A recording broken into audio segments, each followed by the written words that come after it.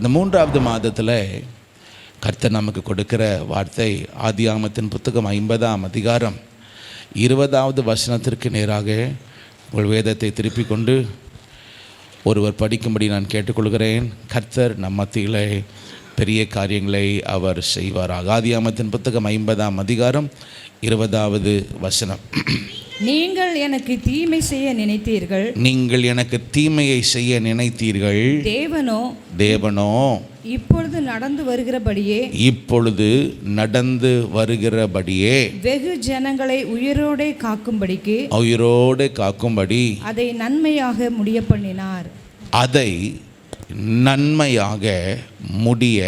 பண்ணினார். சொல்லுங்க பார்க்கலாம். அதை நன்மையாக முடிய பண்ணினார். God meant it for good. அதை தேவன் நன்மையாக முடிய பண்ணினார். எழுதிக்குங்க.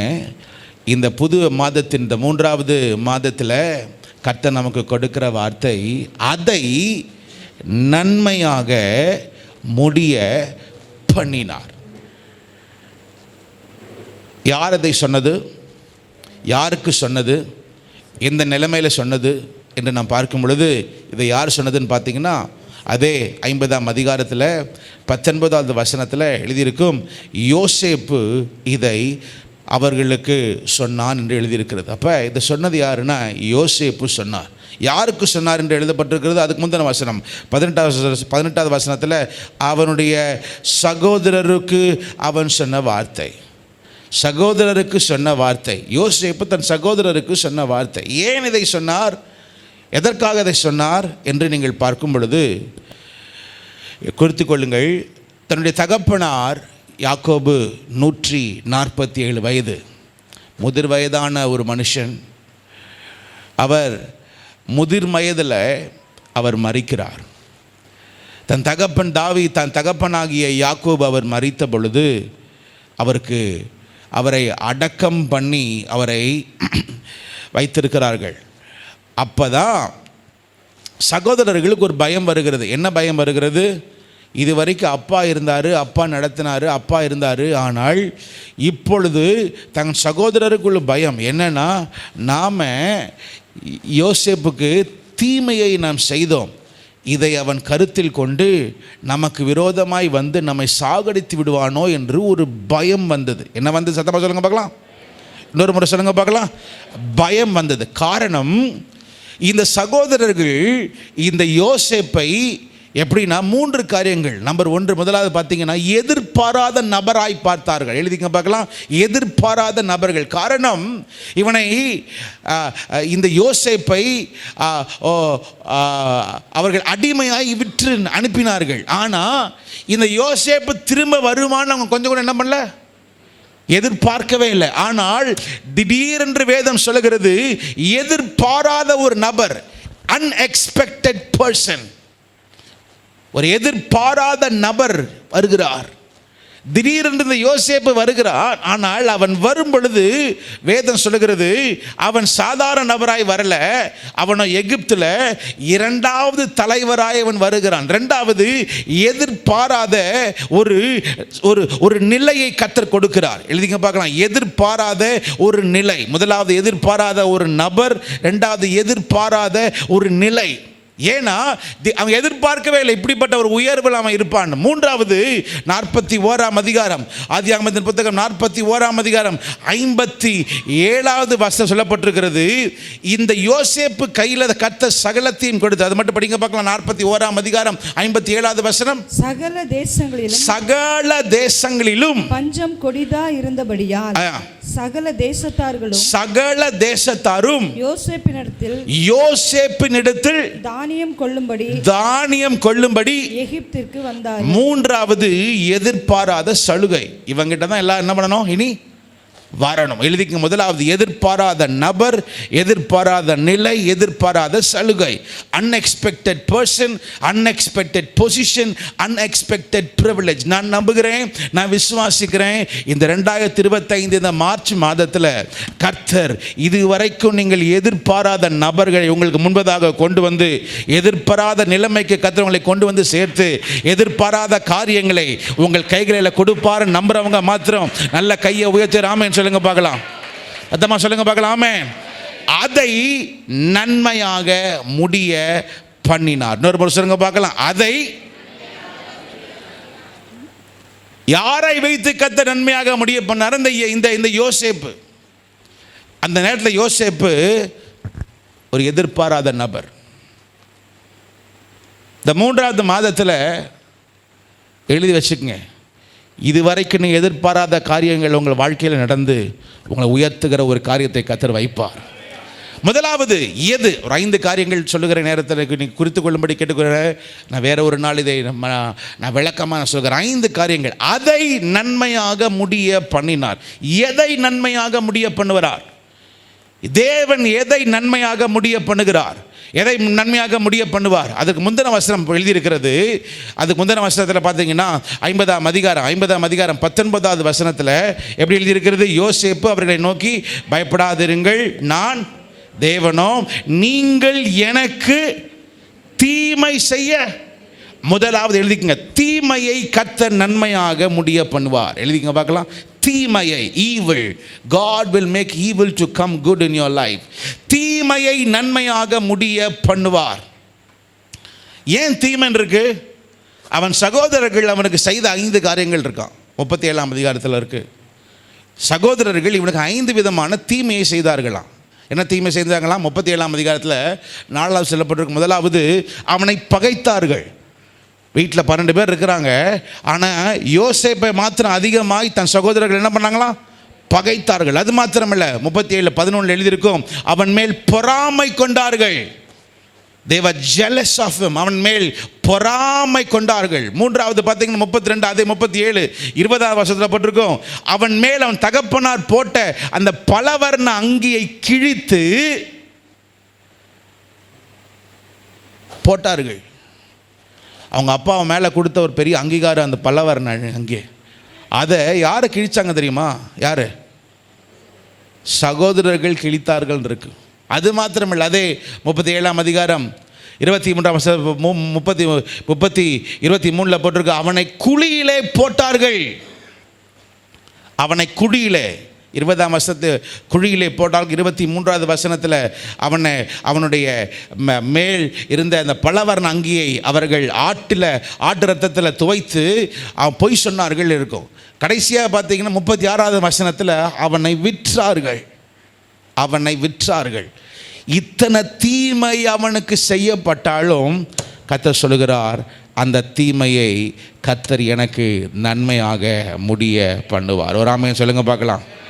கர்த்தர் எனக்கு என்ன பண்ணுவார்? நன்மையாக அவர் முடிய பண்ணுவார். 2வது, ரோமரின் புத்தகம் 8ஆம் அதிகாரம் 28வது வசனத்துக்கு நேராக திருப்பிக் கொள்ளும்படி கேட்டுக்கொள்கிறேன். ரோமரின் புத்தகம் 8ஆம் அதிகாரம் 28வது வசனத்தை படிக்கும்படி கேட்டுக்கொள்கிறேன்.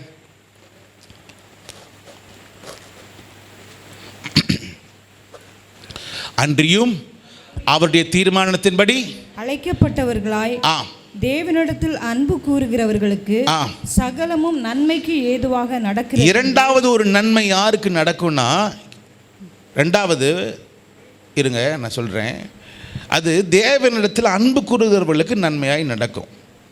ஆனால் புரிஞ்சுங்க, இன்னைக்கு பிரசங்கம் எது தெரியுமா? அதை நன்மையாக முடிய பண்ணுவார். எதை நன்மையாக முடிய பண்ணுவார்னா, தேவனிடத்தில் அன்பு கூறுகிறவர்களுக்கு. தேவனிடத்தில் அன்பு கூறுகிறவர். நான் ஒன்று கேட்குறேன், நீங்கள் எல்லாருமே ஆண்டவரை நேசிக்கிறோமா நேசிக்கலையா?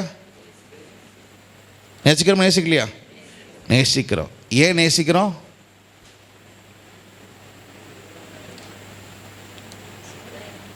நீங்கள் ஏன் ஆண்டவரை நேசிக்கிறீங்க? ஏன் ஆண்டவர் மேலே அன்பாக இருக்கிறீங்க?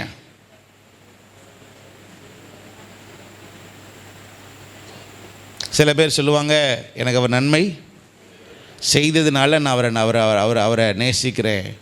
சில பேர் சொல்லுவாங்க, அவர் எனக்கு அதிசயத்தையும் அற்புதத்தையும் செய்ததுனால நான் அவரை நேசிக்க. சில பேர் சொல்லுவாங்க, எங்கள் அப்பா அம்மா வந்து கிறிஸ்தவங்க, எங்கள் தாத்தா பாட்டி கிறிஸ்தவங்க, அதே வழியாக வந்தோம், அதனால் எங்களுக்கு யார் தான்? இயேசு தான் தெய்வம். ஆனால் அவங்க அப்படி இப்படி ஓடிட்டு இருப்பாங்க. ஆனால் நமக்கு ஏன் தெரியுமா இயேசுவை நம்ம நேசிக்கணும்? அவர் செய்த நன்மையினால் அல்ல, நாம் பாவிகளாக இருக்கையில் கிறிஸ்து நமக்காக மரித்ததினால் தம்முடைய அன்பை இவ்விதமாக அவர் விளங்க பண்ணினார். நான் ஒன்று கேட்குறேன், அப்போ ஆண்டவருடைய அன்பு எப்படி தெரியுமா? நமக்கு நன்மை செய்தனால் அல்ல, நம்ம இல்லாத நேரத்தில் இயேசு நமக்காக மரித்தார். அப்போ அன்புக்குரியவர்களுக்கு என்ன நடக்கும் தெரியுமா? அன்புக்குரியவர்களுக்கு என்ன நடக்குமா? அதே 8ஆம் அதிகாரம் 36வது வசனமா, 36வது வசனம் படிங்க பார்க்கலாம். கிறிஸ்துவின் அன்பை விட்டு நம்மை பிரிப்பவன் யார்? உபத்திரவமோ வியாகுலமோ துன்பமோ பசியோ நிர்வாணமோ நாசமோசமோ பட்டயமோ. போதும், நிறைய காரியங்கள் இருக்கு. இரண்டாவது, எதை கர்த்தர் நன்மையாக மாற்றி கொடுப்பார் தெரியுமா?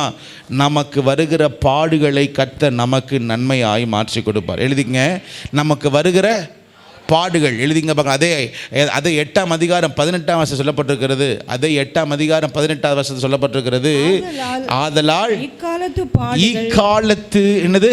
பாடுகள். இக்காலத்து பாடுகள், இக்காலத்து சஃபரிங்ஸ், இக்காலத்து பாடுகள் இனி நம்மிடத்தில் வெளிப்படும் மகிமைக்கு ஒப்பிடத்தக்கவைகள் அல்லவென்று எண்ணுகிறேன். இனி வருகிற இந்த பாடுகள் எல்லாமே கர்த்தருடைய மகிமைக்கு அது பெரிதான காரியம். ரெண்டாவது, தேவன் நம் வாழ்க்கையில் அனுமதித்து நாம் சிலுவை சுமந்து நடக்கிறோமே, சிலுவை சுமந்து நடக்கிறதுனால சில பாடுகள் நமக்கு உண்டு. ஆனால் இது எல்லா பாடுகளையும் கர்த்தர் நமக்கு இந்த மாதத்தில் நன்மையாக முடிய பண்ணுவார்.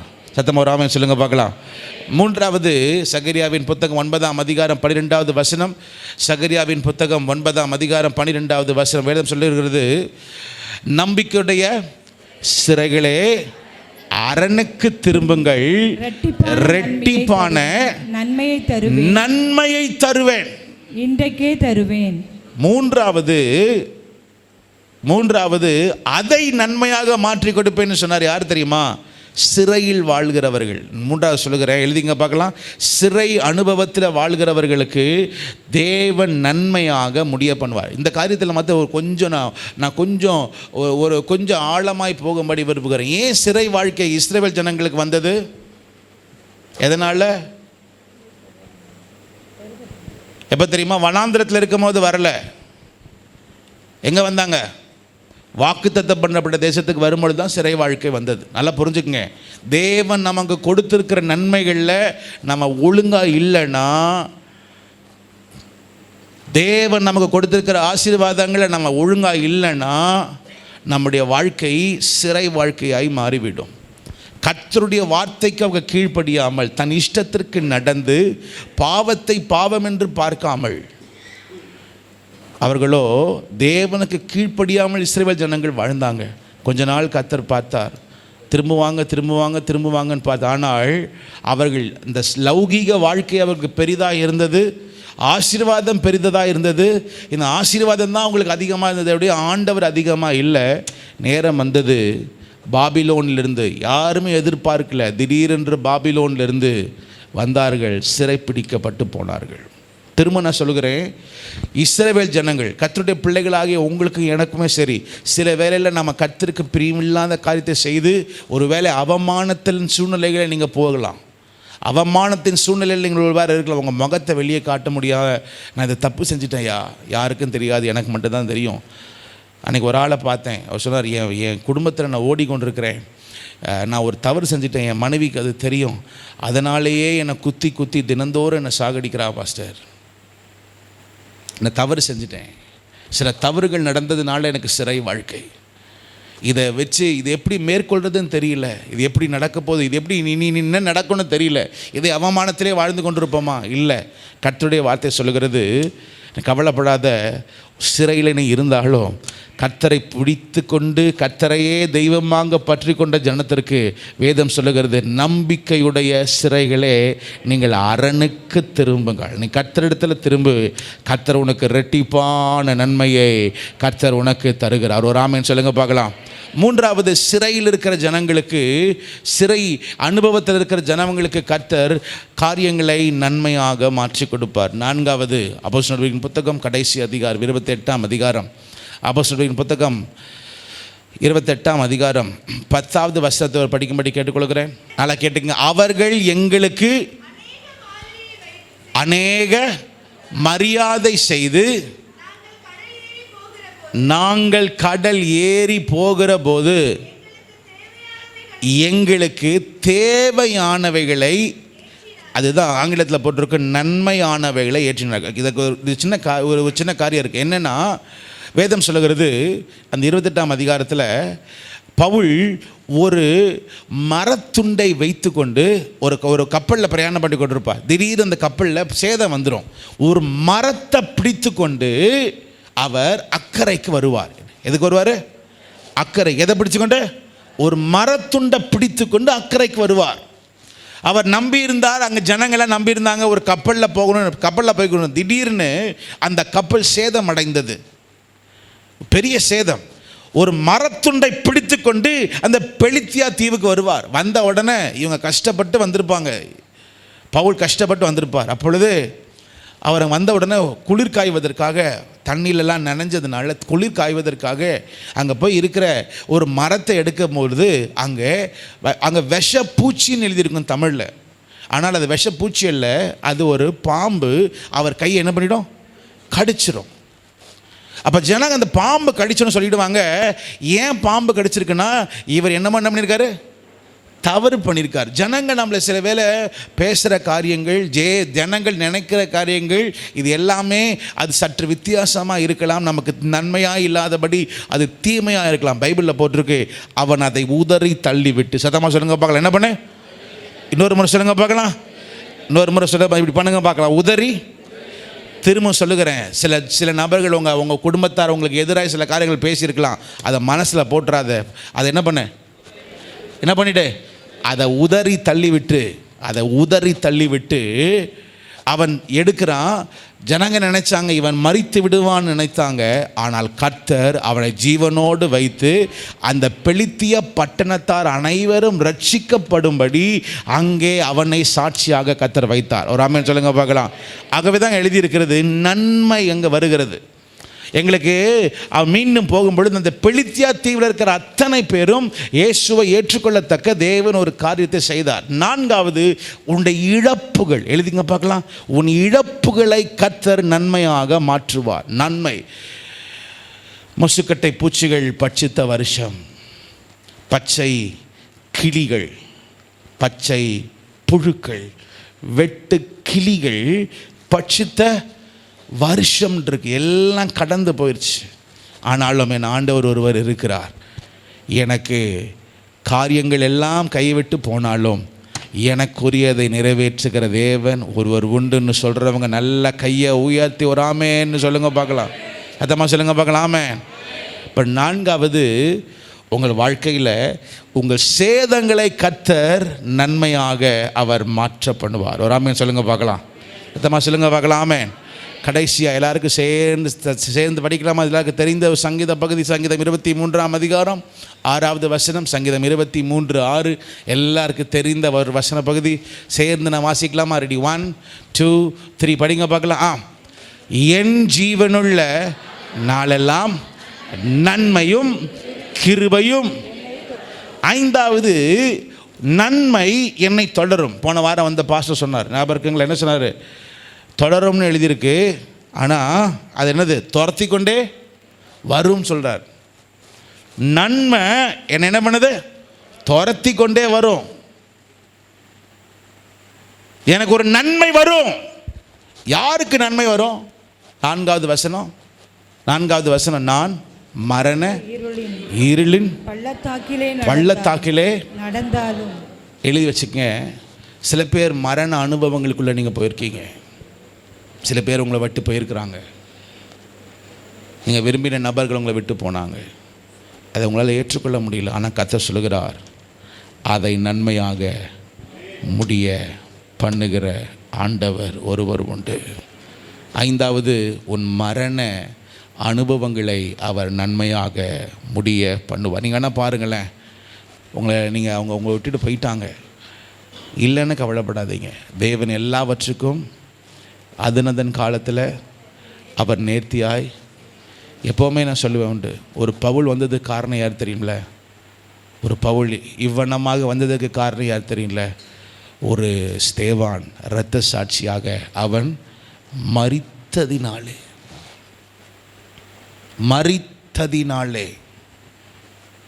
சிலர் காலத்திற்கு முன்பதாக மரிக்க வேண்டிய சூழ்நிலைகள் வரலாம். உன் குடும்பத்தார் ஒருவேளை உங்களுக்கு முன்பதாக மரிக்க வேண்டிய சூழ்நிலைகள் இருக்கலாம். ஆனால் கவலைப்படாதீங்க, அதை கர்த்தர் எனக்கு நன்மையாக முடிய பண்ணுவார்.